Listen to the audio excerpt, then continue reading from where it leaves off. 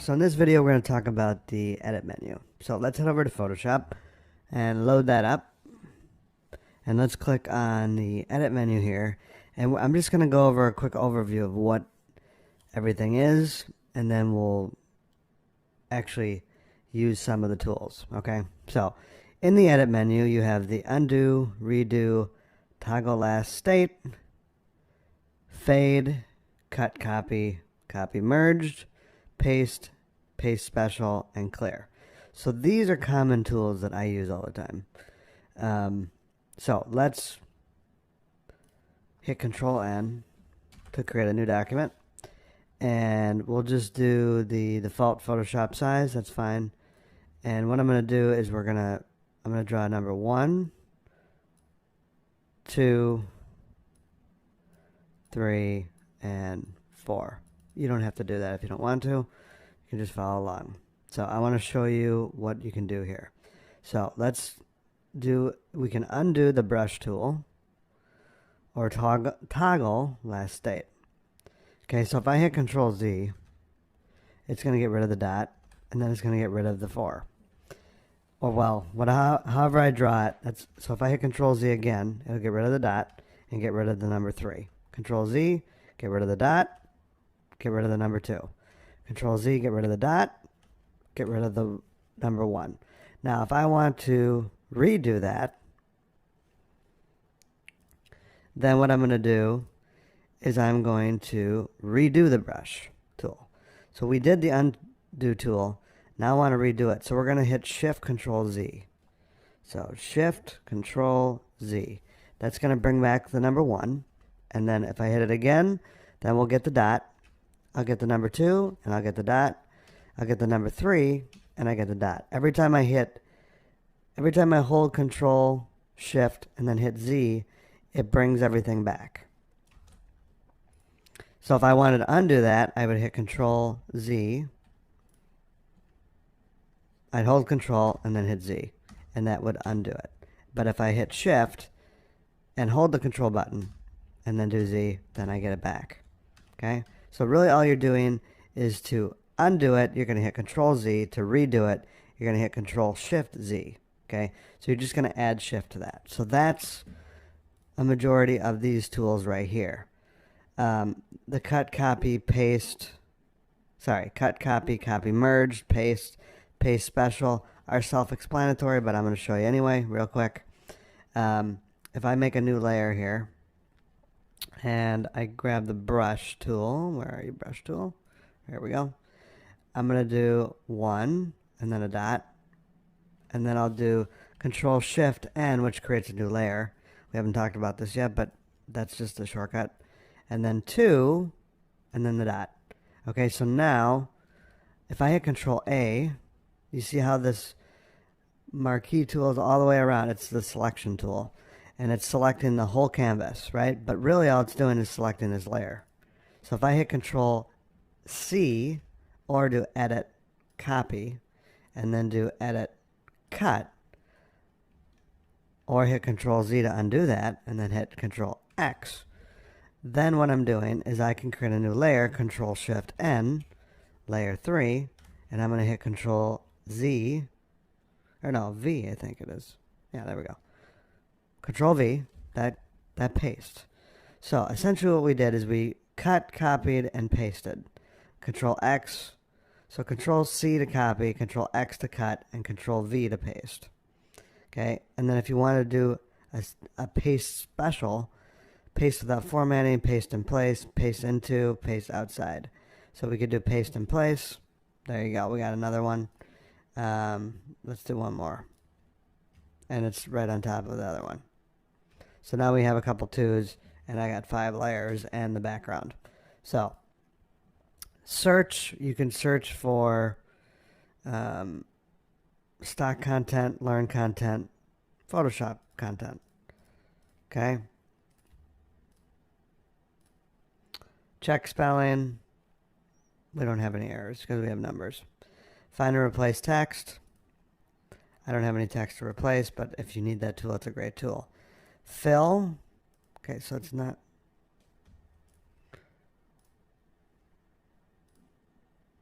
There we go. So what I did is I unlocked this layer. So you're going to see right here there's a little lock on your layer here. If you just double click it, it'll unlock it and then open up the filter. But you can do that, or you can just click here too. I really like shortcuts, so. But then it does stuff that I don't want it to do. So either way is fine. But we're going to select the layer 0 here. And what I want to do is go to fill. And what it's doing is this is the foreground. So this black palette here is the foreground, well, swatch. I'm going to call it a swatch. The foreground swatch is right here, and the background is white. So there's the background, there's the foreground. So this is one way you can do it, where you go there and then you can select a fill. The stroke, you can set it here if you want, but I recommend using the filter over here because there's a lot more options. And if you want to change the background and the foreground, so this is the foreground. So if you want to change that, just double click this and then go in your color picker and grab whatever color you want. Okay, I'm going to cancel that and then if you want to go to the background, just double click the white and then do the same thing. Change the color to whatever background you want, and it's super simple. And if you want to switch them, you just click this little button here and it'll switch back and forth, or you can hit X. That's what I like to use. X is really fast. So you just hit X and it'll go back and forth, and then you can change the color whatever you want. Okay, we'll get into that later. But right now, so that's the fill and the stroke. Content aware fill, that's not active right now, so we're not going to talk about that too much.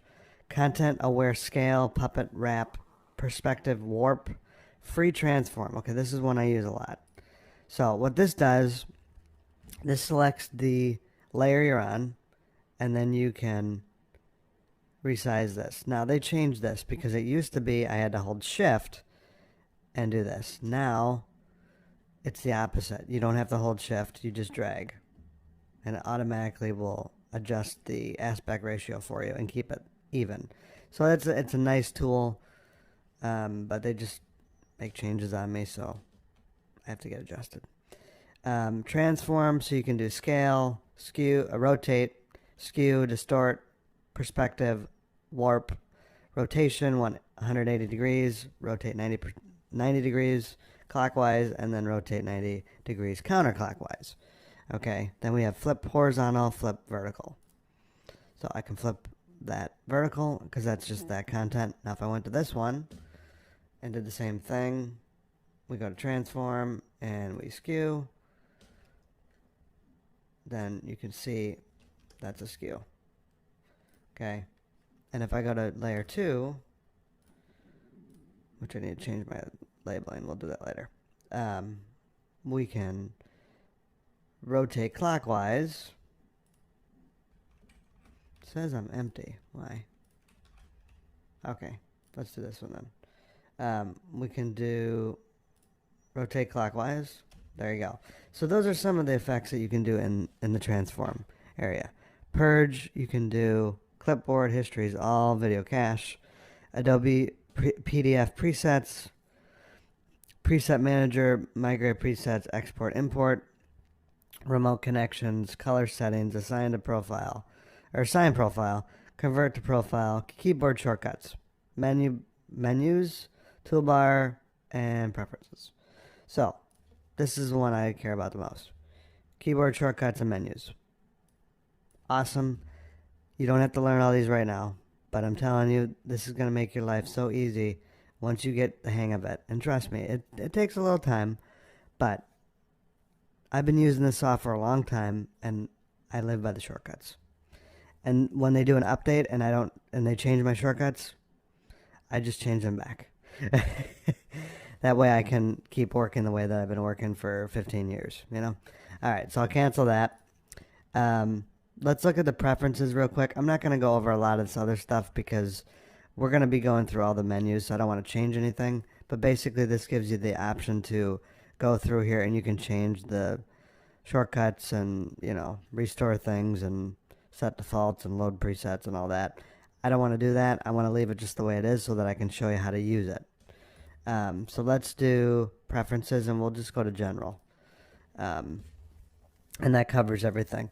So in general, you can set the color picker, the HUD color picker, the image interpolation, so bicubic automatic,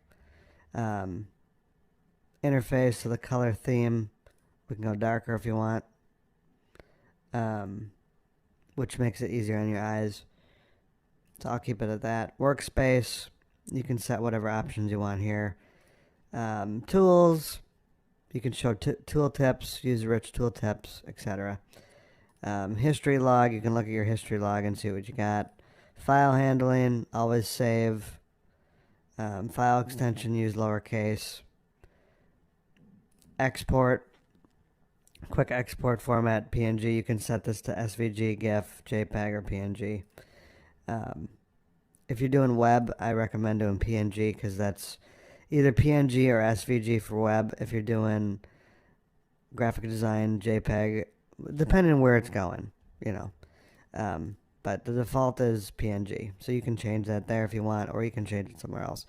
Performance, let Photoshop use 70% of my RAM. That's fine.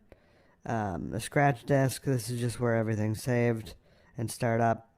So I have 254 gigs of free space there and 1.5 terabytes here.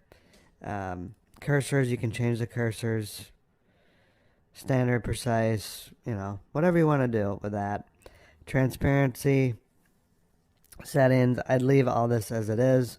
Units and rulers, I haven't even shown you the ruler tool, but I'll do that next.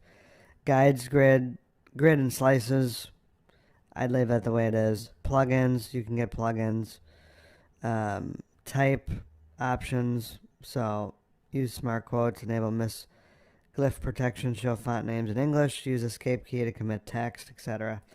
3D, same deal. We're going to use 100% RAM to do 3D rendering. I recommend doing that. Just make sure you have a lot of RAM so you can handle this if you're doing that. Technology previews. That's really it. So I'll close that out. Let me show you the ruler real quick. We're going to hit Control R, and that's the ruler. So you can see here that it's in, if I right click on it, we're in pixels. You can go inches, centimeters, millimeters, points, picas, I don't know what that is, percent. Okay, the one I work in all the time is pixels. That's all I do. So, I have done inches as well, but I try to just keep it in pixels. Keep it simple. I see in pixels, I'm just saying, okay? So, that's the edit menu. So thank you for joining me in this video. I'll see you in the next video. Take care.